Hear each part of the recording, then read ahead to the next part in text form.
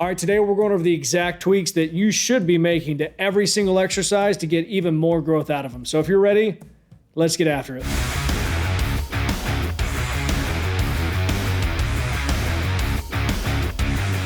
Here's the thing.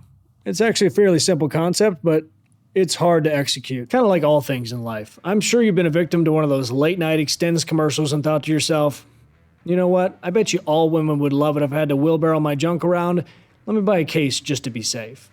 But as you found out, no matter how many of those damn things you suitcased, nothing happened. And then one day, you found it. It was right there under your nose.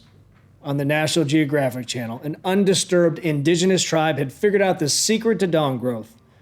And all you had to do is, again, simple concept, hard to execute. Now, when it comes to training, more specifically building more muscle from each exercise, all you have to do is ask yourself, how can I make this worse?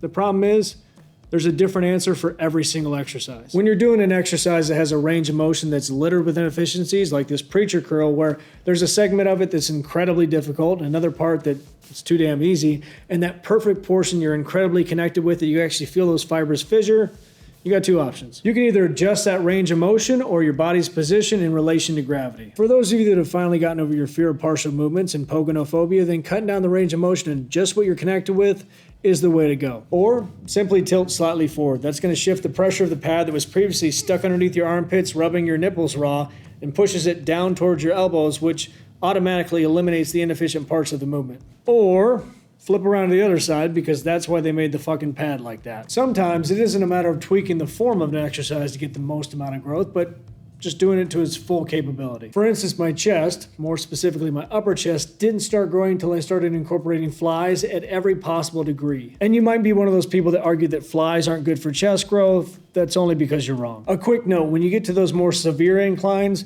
I would do them unilaterally. That way you can make sure you're leading with and contracting that pec, not your anterior delt. Now, sometimes you could be doing everything right, like in the case of one arm rows, where you're following that natural arc of your lat, you're keeping the elbow in a fixed position, and you're fully engaging your lat, but it could be better. Because most people look at one arm rows and think of them as predominantly in the sagittal plane, but I'd argue if you shift your focus and make the bulk of the movement happen based upon what you're doing in the transverse plane, you're gonna start to get some serious growth. For me, the true beauty of the one arm row is being able to overload that lat during the eccentric, and the fact that you're able to stretch that lat unlike any other back movement because of what you're doing in the transverse plane, forcing that shoulder towards your midline and really laying that lat out on an extreme stretch.